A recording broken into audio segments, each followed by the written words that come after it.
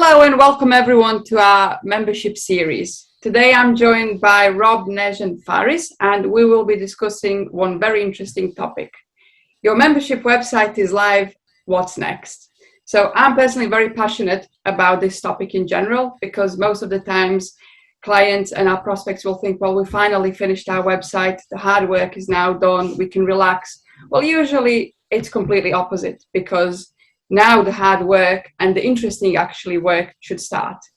So I'm going to ask Rob, our website's live, Rob, now. What's next? What do we do?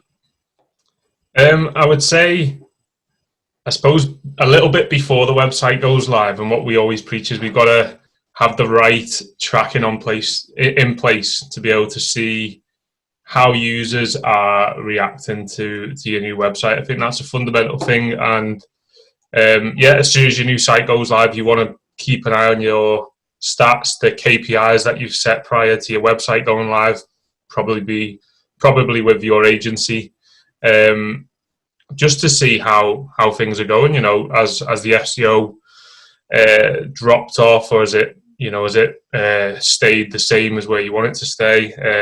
How are users engaging with the site? How are they going through different user journeys that you've put in place?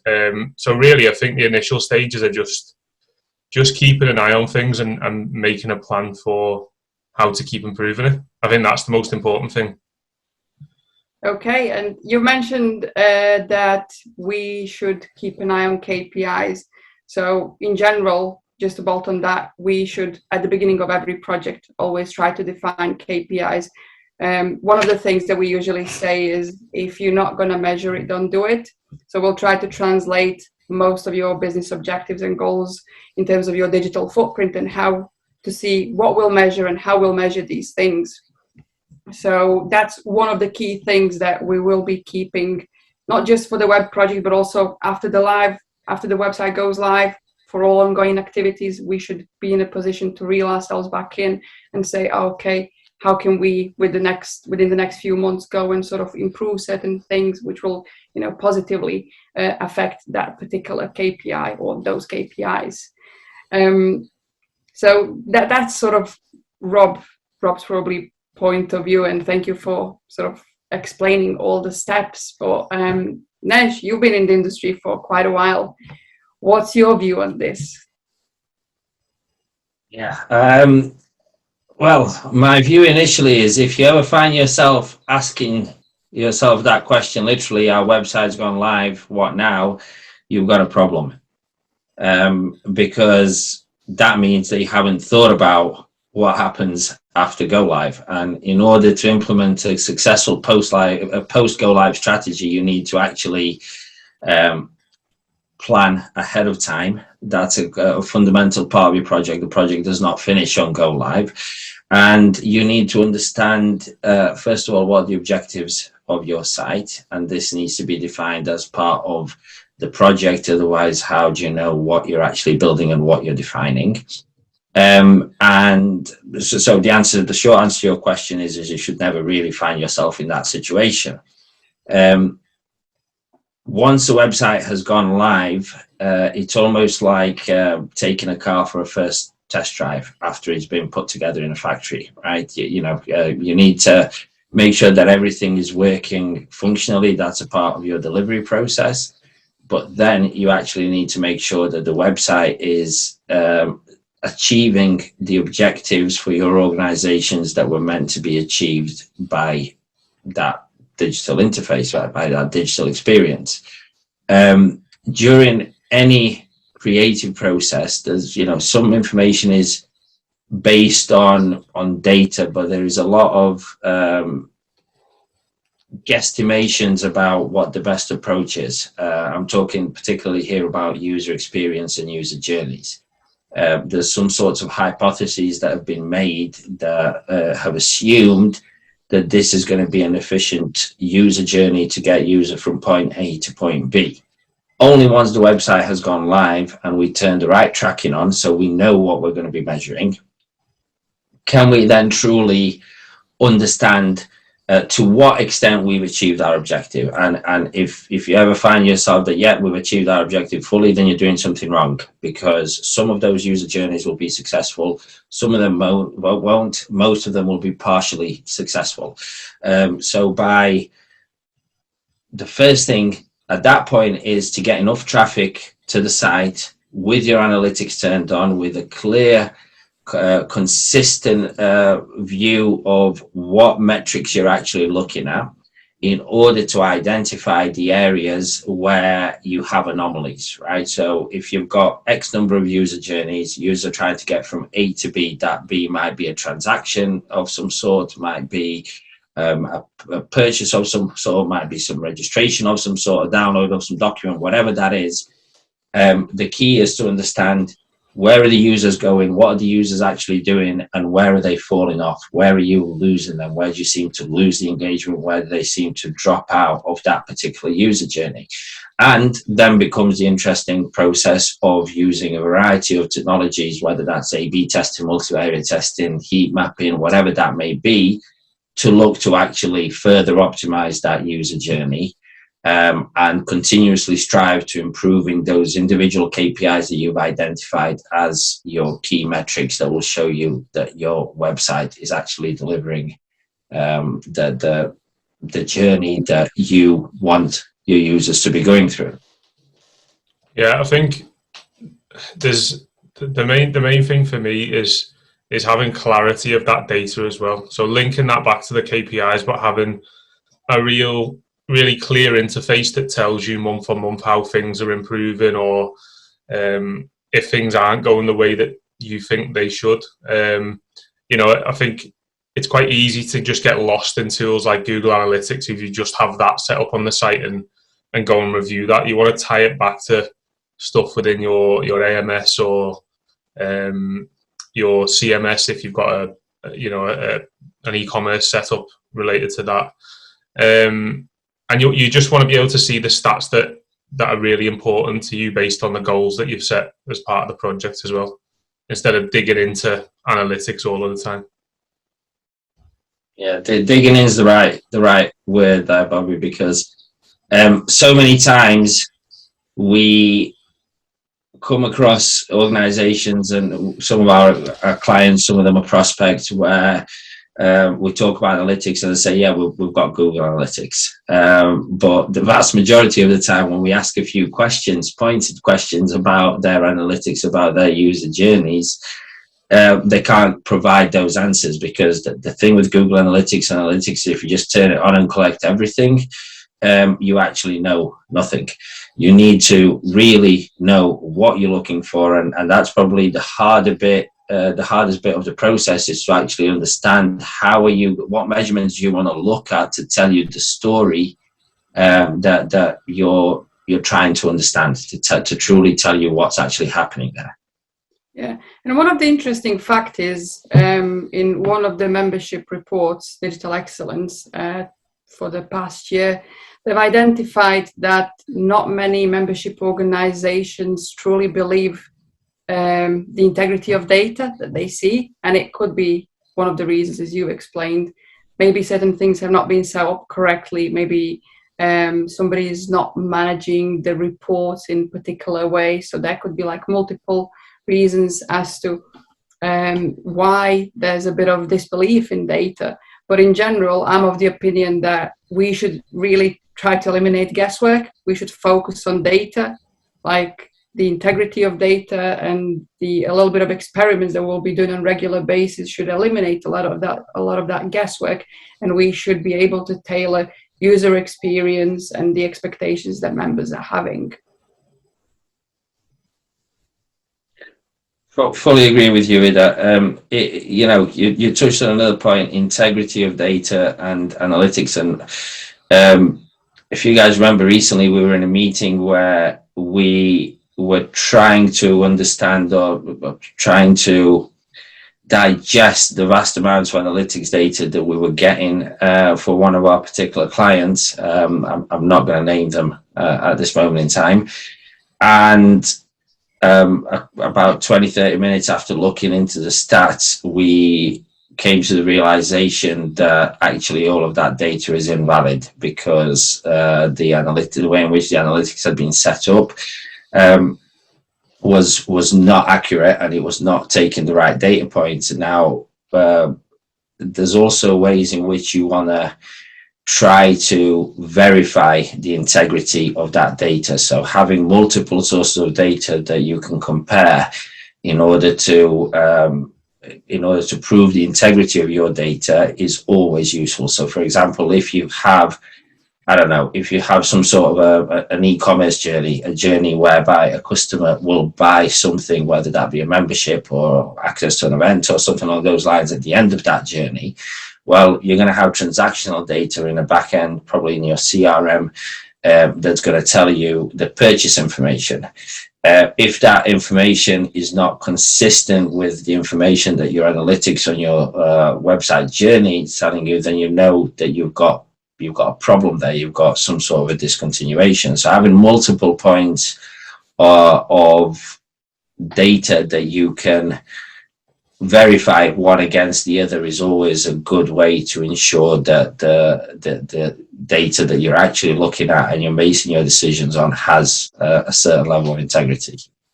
Yeah, and when you mentioned about the particular client and sort of the information wasn't really, or the analytics wasn't set up correctly, I remembered another example of another membership organization where, let's say, the client was able to see a number of people logging in on the portal, on the member zone.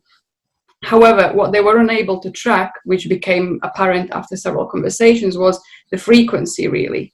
So the frequency of these particular individuals logging in, because the stats was saying, yeah, like maybe 80% of the people membership have logged in, which is great news, but they were unsure about the whole engagement. But then when we helped them to set the other type of analytics correctly, it became apparent that only a chunk of these people would proactively log in to do a particular thing, or, to proactively engage with the brand, which was a little bit disappointing for them at the time. But it is not, like, in grand scheme of things, it's not too bad. You'd rather know the right information and then act upon it than live in some sort of unreal world where you believe that 80% of the members are actually engaging with your brand, but the reality is that they weren't. So I think that's another lesson probably to learn and to look into when it comes to understanding data analytics and seeing how you can sort of further engage with your members.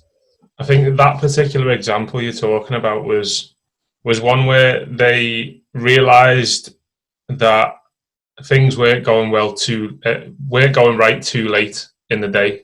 So they only came to that conclusion when we unearthed that problem. But if they had been continuously looking at the right stats, i.e., how many people are logging into their member zone on a monthly basis, they can make incremental changes quite regularly rather than having to make a big decision on stats that aren't right, like sort of years down the line. So I think it's like looking at the data and frequency is a big thing as well. Yeah, I think that's a really great point, Rob, because ideally you want those incremental changes bit by bit on, like, continuously happening and looking into the data rather than catch it too late. Now it's a bit of we need to rework everything. I think it's one of these where the constant, like more of the agile approach needs to happen, not just when people are talking about projects and specific like deliveries, but also on like your general reviews and smaller updates of your overall digital footprint. And I'm just talking about websites here, and also talking about AMS, LMS, and anything that your members actually interact with. Yeah, and I think when we talk about like a website being a process, not an event, it's so easy to slip into that into it being an event, because you put so much effort and resources into actually getting the site live and getting it out there, that you almost want to just be like jump onto other projects and other pieces of work when it goes live. I've been there myself, and that's just the way it is. But I think equally as important as talking about data we've got to discuss sort of the resources as well that these organizations have, because if they're going from a, quite a simple sort of brochure style site to something that's got like an LMS integrated with it, there's a lot more upkeep of that as well. So organizations need to be prepared with resources, whether that be external help or internally, to manage all these systems as well. So what could membership organizations do to sort of, obviously besides having resources available, which is one of the key things here, but what else they could do to ensure that they look into this like continuous improvement a little bit more seriously? Well, one of the things that I'm a big fan of, and we often recommend to organizations that we work with, and I'm going to use an acronym that has multiple meanings in the membership sector, but MVP, and I don't mean the member value proposition, I mean the minimum viable product. So when doing a new website, what's always a good practice is to focus on the initial deployment, providing the core fundamental functionalities and the most important transactional elements that you need to provide to your members, and then to gradually add onto that once you have optimized those elements, rather than to go through a brainstorm and add every possible bell and whistle that you can think of and try to deliver all of this in one go. So as you guys know, we often try to implement a growth-driven design approach where we focus on developing a minimum viable product as the initial go live that's going to enable us to collect a lot of analytics to understand that the core elements of those digital journeys are working as they are, optimize them, and at the same time as we're optimizing and collating that data, we're then adding the additional nice to have and less critical elements to that particular journey. So I think that approach is particularly important in any highly utilized digital platforms such as member portals and generally membership websites, because they're servicing, they are there to service people on an ongoing basis. So it's really important to make sure that they do what your members expect them to do, at the very least. Yeah, absolutely. And I personally love the idea of MVP because in general, your website gets live a lot quicker. You don't spend a crazy amount of money covering everything that you might need in the future. You get everything that you need for that particular time to get all the transactional elements available, and you can still generate business. And then you strategically, through continuous improvements, spend that money on things that really matter to you, to your business growth, and obviously to your members. We obviously all agree that data and the insights, they are the most important part of every process we do or make, regardless if it's web design or anything else. But we agree that we have to separate processes. Gathering and collecting data, understanding data is one of the most important processes, and afterwards the correct reaction to that data and insights, it's going to make the good process cycle for us. Yeah. No guesswork. No guesswork. Yeah, the most successful creative process is a process where the creativity is a secondary factor to data-driven decisions. Again, if you can't measure it, don't do it. Well said, Nej. Great. Rob, do you have anything else to add from your end? Something that maybe we missed in this conversation?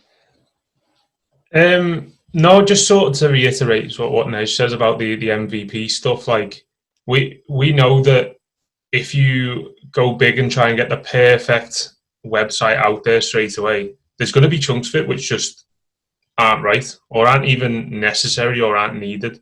So the key thing is just to make sure that you're continuously looking at the data, get them KPIs in place at the start of a project, keep an eye on them, make sure that them KPIs are relevant to the higher level business goals, so that, you know, your new asset, your website or whatever, is actually contributing at a higher level, and just keep improving it over time. And it'll help you focus on the things that really matter to your members. Great. Well, I'm sure people will find this video useful. If you like the video, please give us a like, and any questions, feel free to put them in the comments section. And that would be it for today. Thank you very much.